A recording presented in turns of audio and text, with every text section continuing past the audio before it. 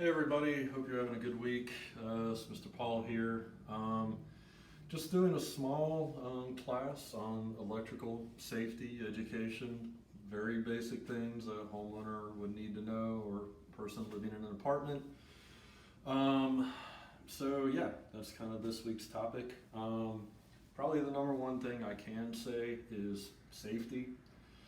None of this is worth getting hurt over, and it is possible to get hurt or worse when working with electricity. I'm not saying that to scare you. What I'm saying is to just use a lot of common sense, and if you're unsure of anything with electricity, the number one thing I could tell you is wait and call someone who does know what they're doing, even if that's a professional electrician. Paying $100 or $150 is a lot better than going to the hospital or worse. So if you don't hear anything else from me, that's my number one tip. If you're unsure about anything electrical, call someone who absolutely knows what they're doing, and that'll be fine. So the first thing we're going to get into is a real basic way, and you may already know this, about how to test if an outlet is working, okay? So, real easy. All you need is something that you know is working. I've got this little night light right here. It doesn't have a switch, but that's fine. I'll show you an easy way to do that. And so, let's say we're wanting to test an outlet. So what we're going to do, I'm going to make this easier, is let's say this outlet right here, okay? So we don't know if it's working or not.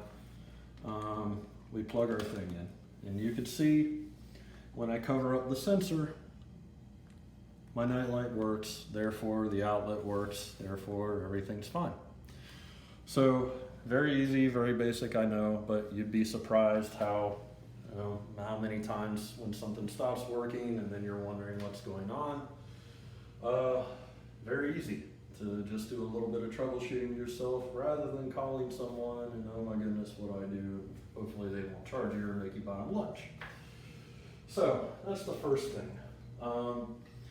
Second thing is very basic, how to change a light bulb. And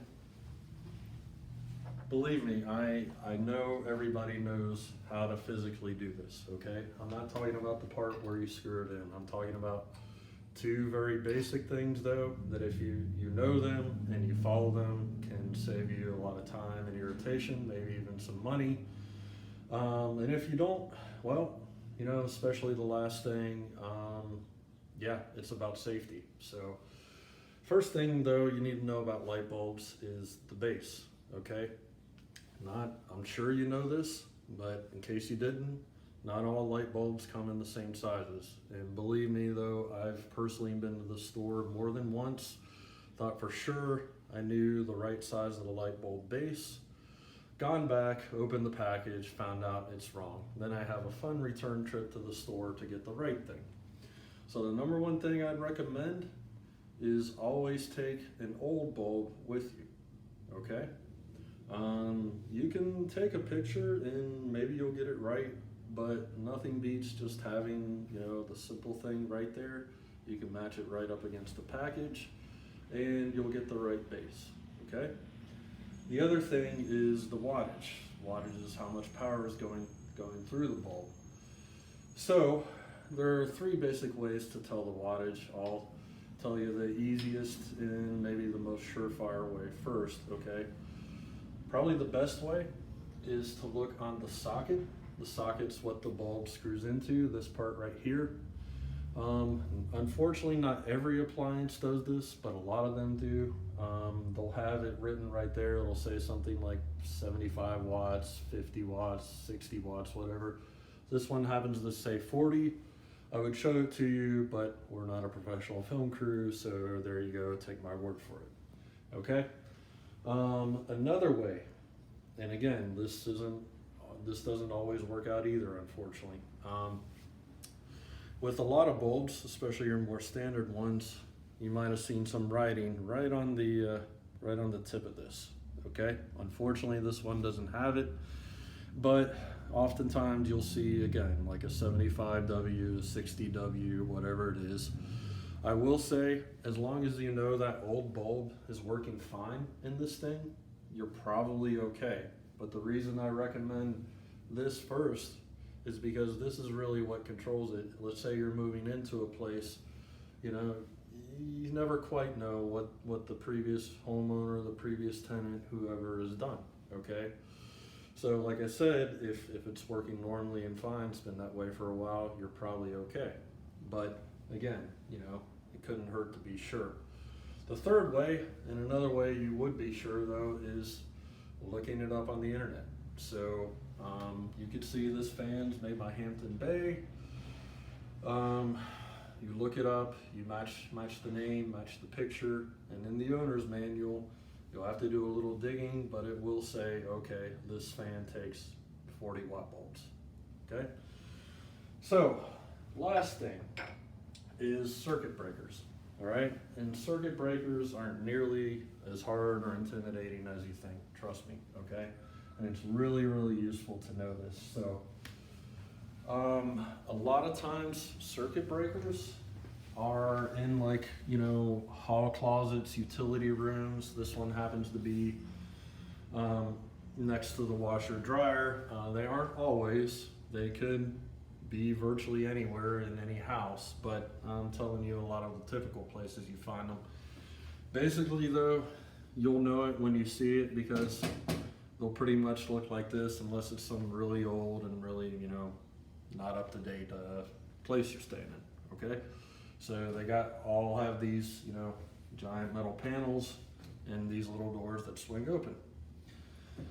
And so, circuit breakers, now you can kind of see here, this one, person labeled it, and that's great, okay? Now, one possible catch may be, you don't know if they've labeled it correctly. But I could show you an easy way to figure that out, okay? And then I'll tell you why circuit breaker boxes, 2 reasons why they're important, okay? So you can kind of see right here, this one says number 18 microwave, okay? And you'll see on the side, these numbers stamped next to the switches, okay? Real simple, you just mash up, okay? Microwave, microwave, great, okay? So, I'll show you an easy way to if you needed to, label your own circuit breaker box. And especially if you do own a home, it's a really good thing to know, and it's a good thing to have set before you actually need to mess with the box, because unfortunately a lot of times, you know, power outages, you know, things happen unexpectedly and then you're fumbling around in the dark. You know, it's better to have more set ahead of time than less. So again, kind of something similar to the nightlight. So what I'm gonna do is I'm gonna turn the microwave on, set it for enough time so we can see it's going. Now notice I'm not touching any switches, even though I know microwaves really don't have switches. Then we're going back to the circuit breaker box. Remember, it says number 18, okay? I'm gonna flip the switch. All right, then I'm gonna go back to my appliance, and if it's off, guess what? You found what that switch on the circuit breaker box goes to, okay? Here's 2 reasons why it's important, okay? And I'll give the less important reason first, but let's say you want to go a little bit further, especially when you do own a home, you know, and you want to install, you know, at least basic things like a microwave or like a ceiling fan, okay? You can do that yourself. I've done many ceiling fans, okay? But you always need to make sure the power's off. And it's not enough to have these switches on or off, okay? Because power is still going through those wires, and trust me, you'll find out the hard way once you start getting into them and you touch that bare wire, which you will have to touch. Yeah, it's not gonna be good, okay? You have to have the proper circuit breaker switch thrown, okay? And honestly, if you're really unsure and you wanna do something easier, you could throw I'm not sure, you know, your particular house situation, if that would be advisable or not, depending on what you got running in the background. But you could, in theory, do that and it would turn off power to your entire place. But at least always, always, always, if you're ever going to install anything, make sure the power is off at the circuit breaker box 100%, no questions asked. And I'll go back to what I originally said.